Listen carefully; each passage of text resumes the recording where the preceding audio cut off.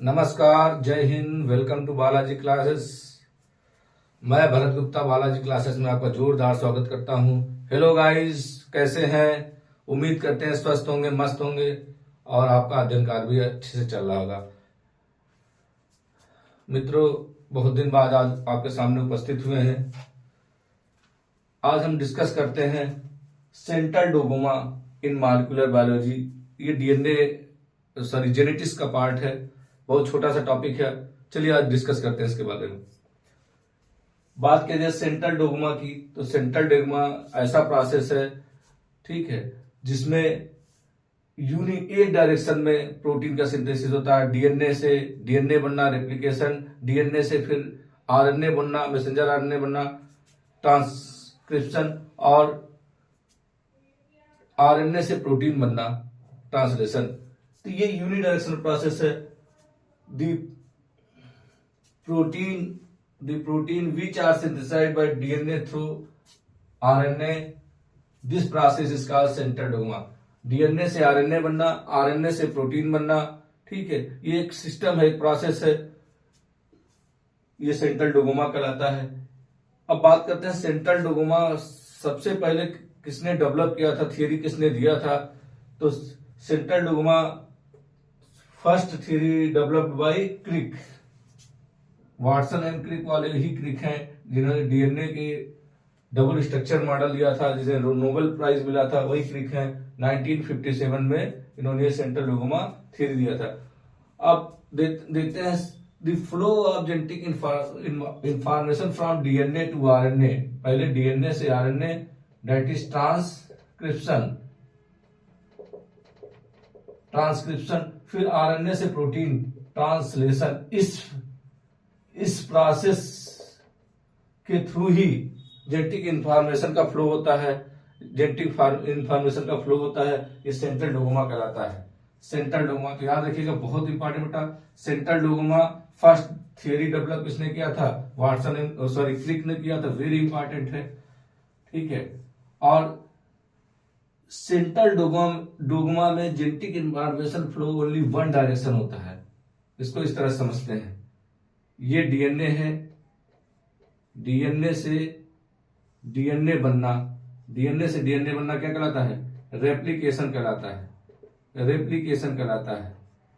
DNA से DNA बनना, DNA replication कहता है किसके कौन से एंजाइम की सहायता से? डीएनए पॉलीमरेज की सहायता से। अब डीएनए से आरएनए बनना, डीएनए से मैसेंजर आरएनए बनना क्या कहलाता है? ट्रांसक्रिप्शन कहलाता है। ट्रांसक्रिप्शन, सब चर्चाएं हो चुकी हैं, केवल आपको सेंट्रल डोगोमा हमारा टॉपिक छूटा हुआ तो बता रहे हैं। डीएनए से आरएनए बनना ट्रांसक्रिप्शन कहलाता है, और आरएनए से प्रोटीन बनना,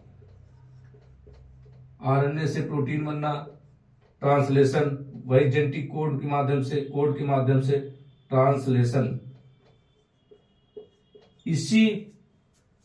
इसी वे में डीएनए से प्रोटीन सिंथेसिस होता है। डीएनए से संबंधित, डीएनए जो है उससे संबंधित प्रोटीन सिंथेसिस होता है इंफॉर्मेशन को ले जाने के लिए, ठीक है। अनुवांशिक लक्षण को इस क्रम में ले जाते हैं कि डीएनए से डीएनए रेप्लिकेशन, डीएनए से आरएनए ट्रांसक्रिप्शन, आरएनए से प्रोटीन।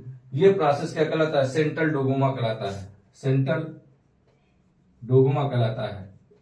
और सेंट्रल डोगोमा थियरी सबसे पहले किसने डेवलप किया था? क्रिक ने 1957 या 1958 में। चलिए अब हम बात करते हैं रिवर्स सेंट्रल डोगोमा की। देखिए रिवर्स, यही देख लेते हैं रिवर्स सेंट्रल डोगोमा क्या है। चलिए रिवर्स सेंट्रल डोगोमा देखते हैं।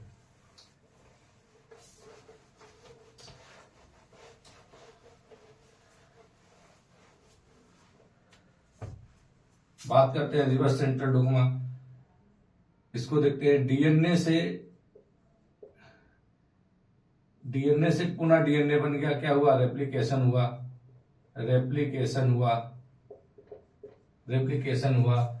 और डीएनए से आरएनए बनना, मैसेंजर आरएनए बनना ट्रांसक्रिप्शन कहलाता है। ट्रांसक्रिप्शन कहलाता है। और आरएनए से प्रोटीन बनना इसी क्रम में फ्लो होता है। आरएनए से प्रोटीन बनना ट्रांसलेशन कहलाता है, ट्रांसलेशन कहलाता है, ट्रांसलेशन कहलाता है। In the case of reverse central dogma में अगर बात करें, रिवर्स सेंट्रल डोगोमा कहाँ कहाँ होता है? आरएनए कंटेनिंग वायरस में होता है, जैसे AIDS virus, HIV virus, AIDS virus, जिसको हम रिट्रो वायरस बोलते हैं, रिट्रो वायरस बोलते हैं, और ट्यूमर वायरस, ट्यूमर वायरस, राउ सरकोमा ट्यूमर वायरस, ठीक है, किसमें? राउ सरकोमा। इस वायरस में डीएनए बनता है, डीएनए से प्रोटीन बनता है, और कभी कभी आरएनए से पुनः वापस डीएनए बन जाता है, आरएनए से पुनः वापस डीएनए बन जाता है। ये किसके कारण होता है? ये रिवर्स ट्रांसक्रिप्टेज एंजाइम के कारण होता है, रिवर्स ट्रांसक्रिप्टेज एंजाइम, ये अपवाद है सेंट्रल डोगोमा के। रिवर्स ट्रांसक्रिप्टेज एंजाइम के कारण होता है, एंजाइम कारण होता है। आरएनए से डीएनए बनना ये कौन सा क्रिया कहलाता है? रिवर्स ट्रांसक्रिप्शन कहलाता है, रिवर्स ट्रांसक्रिप्शन कहलाता है, रिवर्स ट्रांसक्रिप्शन कहलाता है। आरएनए किस एंजाइम के कारण हो रहा है? ये रिवर्स ट्रांसक्रिप्टेज एंजाइम। देखिए रिवर्स ट्रांसक्रिप्शन एंजाइम क्या है? डीएनए, ये एंजाइम आपका आरएनए पॉलीमरेज होता है, आरएनए से आरएनए पॉलीमरेज, ठीक है, जबकि वो क्या था? डीएनए पॉलीमरेज एंजाइम के कारण होता था ट्रांसक्रिप्शन की क्रिया, ठीक है। तो क्या बोलेंगे? आरएनए बाइंड आरएनए पॉलीमरेज, कौन सा एंजाइम के कारण होता है? आरएनए बाइंड आरएनए पॉलीमरेज के कारण, पॉलीमरेज के कारण हो रहा है।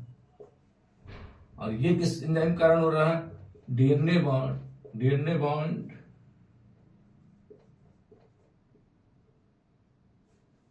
RNA polymerase.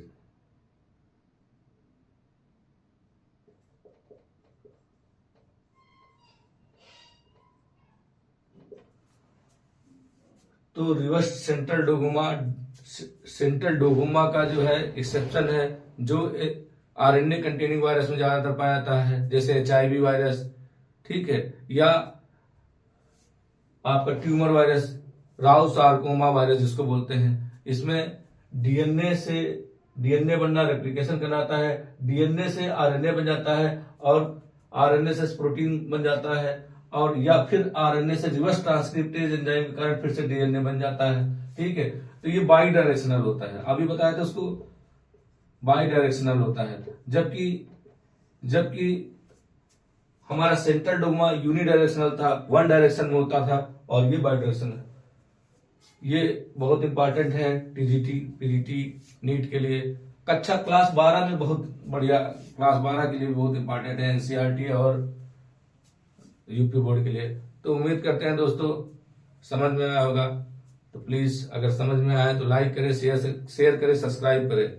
जय हिंद, जय भारत।